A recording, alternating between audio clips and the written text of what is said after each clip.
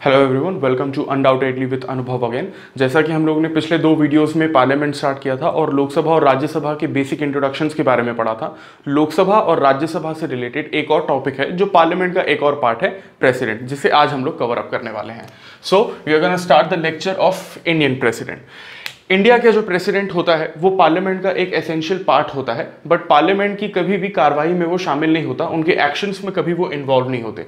India का जो president है वो कॉन्स्टिट्यूशन के पार्ट 5 के अंडर आता है, जो यूनियन एग्जीक्यूटिव्स के अंडर भी आता है। यूनियन एग्जीक्यूटिव्स क्या होते हैं? Prime minister, council of minister, attorney general, vice president, president. ये सारी की सारी जो बॉडीज होती हैं इन्हें हम यूनियन एग्जीक्यूटिव्स कहते हैं। इसमें हम लोग सिर्फ और सिर्फ अभी प्रेसिडेंट का ही टॉपिक कवर अप करेंगे। यूनियन एग्जीक्यूटिव के बाकी कॉन्स्टिट्यूशनल बॉडीज का जो टॉपिक है वो हम लोग बाद में कवर करेंगे। सो president part 5 of the constitution under union executives. President के जो आर्टिकल्स होते हैं वो आर्टिकल नंबर 52 से लेकर 62, आर्टिकल नंबर 72, 123 और 143 में डिस्क्राइब्ड होते हैं। तो ये जो सारा का सारा हमारा प्रेसिडेंट का टॉपिक रहेगा, इसमें हम लोग जो मेन टॉपिक्स पढ़ने वाले होंगे वो है election of the president, impeachment of the president, impeachment in the sense removal of the office, यानी कि प्रेसिडेंट को उसकी पोस्ट से किस तरीके से हटाया जा सकता है। इसके अलावा प्रेसिडेंट की जो अथॉरिटी, पावर्स या फिर जो रिस्पॉन्सिबिलिटीज रहती है। सो बेसिकली हमारा जो प्रेसिडेंट का पूरा चैप्टर है वो 3 पार्ट्स में तैयार होगा। So let's start with the president election. India का जो प्रेसिडेंट इलेक्शन होता है वो आर्टिकल नंबर 54 के अंदर डिस्क्राइब किया गया है। हम लोग जब प्रेसिडेंट के इलेक्शन की बात करते हैं तो प्रेसिडेंट का जो इलेक्शन होता है वो इनडायरेक्ट इलेक्शन होता है, डायरेक्ट इलेक्शन नहीं होता। इसके बारे में हम लोग आगे बात करेंगे। प्रेसिडेंट के इलेक्शंस के पढ़ने से पहले सबसे ज्यादा जरूरी यह है कि हम लोग प्रेसिडेंट की क्वालिफिकेशंस के बारे में पढ़ें, यानी कि किसी भी सिटीजन को अगर प्रेसिडेंट इलेक्शन में कैंडिडेट के रूप में खड़ा होना है तो कौन कौन सी क्वालिफिकेशंस इंपॉर्टेंट है, that is important. So India के प्रेसिडेंट के जो इलेक्शन की क्वालिफिकेशंस हैं वो आर्टिकल नंबर 58 के अंडर दी गई हैं। 2 तरीके की क्वालिफिकेशंस होती हैं, एक होती है पार्लियामेंट्री क्वालिफिकेशन और एक होती है non parliamentary qualification. Parliamentary qualification का मतलब होता है कि अगर किसी भी इंडियन सिटीजन को प्रेसिडेंट इलेक्शन में एज अ कैंडिडेट आना है तो उसे लोकसभा के टोटल मेंबर्स में से 100 मेंबर्स का सपोर्ट चाहिए होता है, या फिर राज्यसभा के टोटल मेंबर्स में से 50 मेंबर्स का सपोर्ट चाहिए होता है। ये जो मेंबर्स की जो काउंटिंग है इसके लिए आपको लोकसभा और राज्यसभा का इंट्रोडक्शन देखना पड़ेगा जो पिछले वीडियोस में है। इसके अलावा नॉन पार्लियामेंट्री क्वालिफिकेशंस भी इंपॉर्टेंट होती हैं। फॉर एग्जांपल, जो कैंडिडेट होगा प्रेसिडेंट इलेक्शन के लिए उसकी जो मिनिमम एज है वो 35 होनी चाहिए, वो एक इंडियन सिटीजन होना चाहिए, प्लस वो लोकसभा का मेंबर बनने का लायक होना चाहिए। इन द सेंस वो बैंकरप्ट नहीं होना चाहिए, उसके पास वोटर आईडी होना चाहिए, उसके खिलाफ कोई बहुत ज्यादा हीनियस क्रिमिनल रिकॉर्ड नहीं होना चाहिए, and no office of profit is one of the most important qualification. No office of profit का मतलब ये होता है कि किसी भी प्रेसिडेंट कैंडिडेट स्टेट गवर्नमेंट या सेंट्रल गवर्नमेंट के अंडर नौकरी में नहीं होना चाहिए। दैट मीन्स उसकी कोई सरकारी नौकरी या फिर कोई भी पोस्ट नहीं होनी चाहिए। फॉर एग्जाम्पल, जब Pranab Mukherjee, that's not prime minister, that Pranab Mukherjee, जब प्रणब मुखर्जी प्रेसिडेंट इलेक्शन के लिए फॉर्म भरने जा रहे थे जो रिजर्व बैंक ऑफ इंडिया में भरा जाता है, तो उससे पहले उन्होंने अपनी यूनियन कैबिनेट मिनिस्टर की पोस्ट से रिजाइन किया था, then he went for the president election. अब हम लोग ये देखेंगे कि प्रेसिडेंट इलेक्शन की क्वालिफिकेशंस तो ये हैं, लेकिन प्रेसिडेंट का जो इलेक्शन है वो करता कौन है। अब प्रेसिडेंट का इलेक्शन जो लोग करते हैं उसको हम लोग इलेक्टोरल कॉलेज बोलते हैं। डू रिमेंबर, इसे कॉलेजियम से कंफ्यूज मत होइएगा, क्योंकि कॉलेजियम एक जुडिशरी वर्ड है और इलेक्टोरल कॉलेज एक पार्लियामेंट्री वर्ड है। अब प्रेसिडेंट के इलेक्शन में वोट कौन कौन देता है?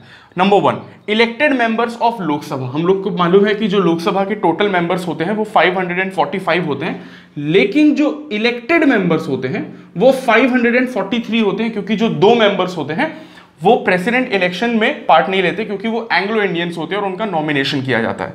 दूसरा, elected members of Rajya Sabha, total members of Rajya Sabha are 245, जिसमें से 233 ही इलेक्टेड होते हैं, क्योंकि जो 12 मेंबर्स हैं उनको प्रेसिडेंट नॉमिनेट करते हैं 4 अलग अलग फील्ड से, जिसके बारे में हम लोगों ने राज्यसभा के वीडियो में पढ़ा हुआ है।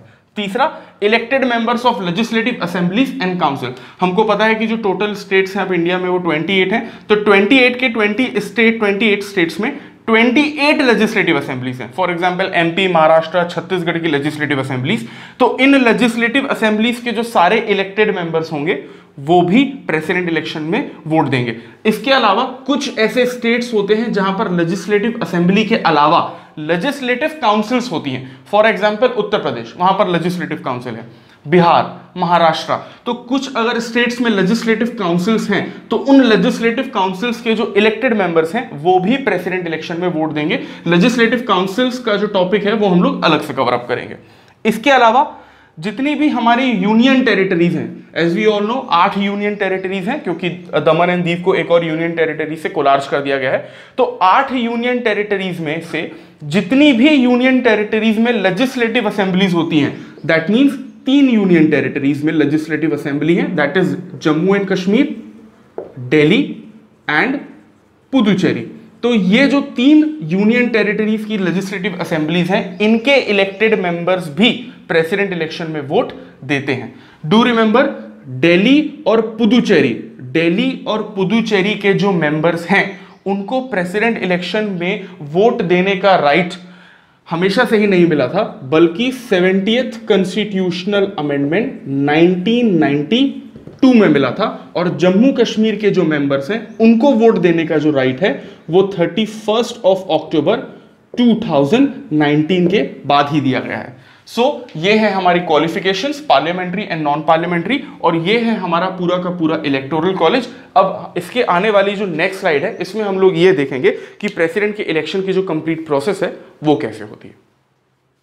सो इस स्लाइड में हम लोग ये पढ़ेंगे कि प्रेसिडेंट के इलेक्शन की जो कंप्लीट प्रोसेस होती है वो किस तरीके से होती है। प्रेसिडेंट इलेक्शन की प्रोसेस को शुरू करने से पहले लास्ट स्लाइड का एक इंपॉर्टेंट पॉइंट आप लोग फिर से नोट कर लीजिए।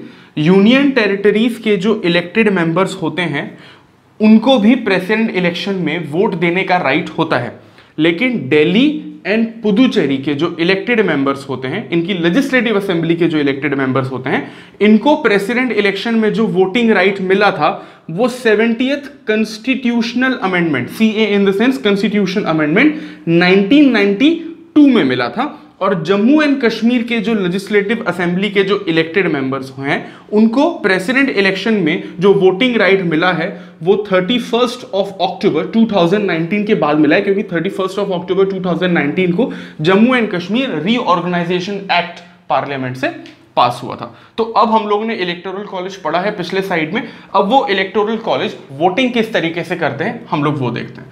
प्रेसिडेंट के जो इलेक्शन होता है वो ऑब्वियसली इनडायरेक्ट इलेक्शन होता है। उसे हम लोग इनडायरेक्ट इलेक्शन क्यों कहते हैं? क्योंकि प्रेसिडेंट का जो इलेक्शन है वो हम लोग नहीं करते, हमारे द्वारा जो इलेक्टेड रिप्रेजेंटेटिव्स होते हैं वो वोट देकर प्रेसिडेंट का इलेक्शन करते हैं। दैट मींस जिस तरीके से हम लोगों ने राज्यसभा के इलेक्शन के बारे में पढ़ा था, जिस तरीके से राज्यसभा का जो इलेक्शन है इनडायरेक्ट इलेक्शन होता है, उसी तरीके से प्रेसिडेंट का जो इलेक्शन होता है वो भी इनडायरेक्ट इलेक्शन होता है। अब जो भी हम लोग आगे चलकर इनडायरेक्ट इलेक्शंस पढ़ेंगे, उन इनडायरेक्ट इलेक्शंस की जो डेफिनेशन है वो सारी की सारी सेम ही रहेगी age Rajya Sabha and age of president.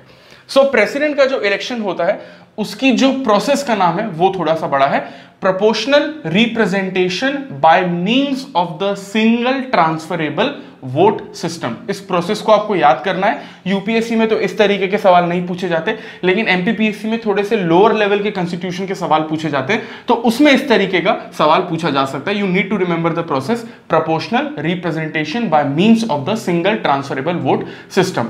अब ये वोट सिस्टम होता क्या है उसके बारे में हम लोग पढ़ते हैं। सी, अगर हम लोग एक किसी पंचायत या नगर पालिका या विधानसभा या लोकसभा इलेक्शन की बात कर रहे हैं और अगर हमारे पास 4 कैंडिडेट हैं A B C D, अगर A को 40% वोट मिले हैं, B को 30% वोट मिले हैं, C को 20% वोट मिले हैं और D को 10% वोट मिले, दैट मीन्स ये जो A है इसको सबसे ज्यादा वोट मिले हैं पंचायत इलेक्शन में, तो इसको हम लोग एक इलेक्टेड मेंबर हम लोग डिक्लेयर कर देंगे। लेकिन एक्चुअली में कॉन्स्टिट्यूशनली सही नहीं है, क्योंकि 40% लोगों ने A के फेवर में वोट दिया है, लेकिन अगर आप इसके अगेंस्ट में देखेंगे तो 60% लोगों ने A के अगेंस्ट में वोट दिया है। तो कॉन्स्टिट्यूशनली या डेमोक्रेटिक वे में ये सही नहीं है। बट इवन देन पंचायत, नगरपालिका, लेजिस्लेटिव असेंबली और लोकसभा इलेक्शन में यही प्रोसेस फॉलो होती है। लेकिन प्रेसिडेंट इलेक्शन में इस तरीके की प्रोसेस फॉलो नहीं होती है। प्रेसिडेंट इलेक्शन में जरूरी यह है कि जितने भी कैंडिडेट्स प्रेसिडेंट इलेक्शन के लिए खड़े हो रहे हैं उसमें से किसी न किसी एक प्रेसिडेंट को 50% plus 1 vote, that means minimum 50.1% vote मिलना जरूरी है। अगर किसी को भी 50% से कम वोट मिला है तो वो प्रेसिडेंट नहीं बन सकता। So this is a very important thing. अब हम लोग इस प्रोसेस को देखते हैं। फॉर एग्जाम्पल, प्रेसिडेंट इलेक्शन के लिए भी 4 कैंडिडेट हैं, ए बी सी डी। मान लीजिए ए को 49% वोट मिले हैं, बी को हमने 31% वोट दे दिया, दैट इज 80% नाउ। सी को हमने 11% वोट दे दिया और डी को हमने 9% वोट दे दिया। अगर इसमें से किसी भी एक कैंडिडेट को 50% से ज्यादा वोट मिले होते तो वो ऑटोमेटिकली प्रेसिडेंट बन सकता था। लेकिन इस सिचुएशन में क्या हुआ है कि किसी भी कैंडिडेट को 50% वोट नहीं मिले हैं। दैट मींस ये इलेक्शन यहां पर कंप्लीट नहीं हुआ है। सो ये वोट इनको गए कैसे हैं, पहले हम लोग वो देख लेते हैं, देन इसका सॉल्यूशन देखेंगे। हम लोग जब नॉर्मल वोटिंग करते हैं लोकसभा इलेक्शन में तो हम लोग ईवीएम मशीन के पास जाते हैं, बटन दबाते हैं और वोट देते हैं। लेकिन प्रेसिडेंट इलेक्शन में इस तरीके का नहीं होता। प्रेसिडेंट इलेक्शन में आपको एक सीक्रेट बैलेट या फिर एक सीक्रेट पेपर या सीक्रेट फॉर्म दिया होता है, उसमें आपको जिसको भी वोट देना है उसके सामने नंबर 1 लिखना होता है। दैट मीन्स मान लीजिए अगर मैं चाहता हूं कि मैं डी को वोट दे रहा हूं तो मैं डी के सामने नंबर 1 लिखूंगा।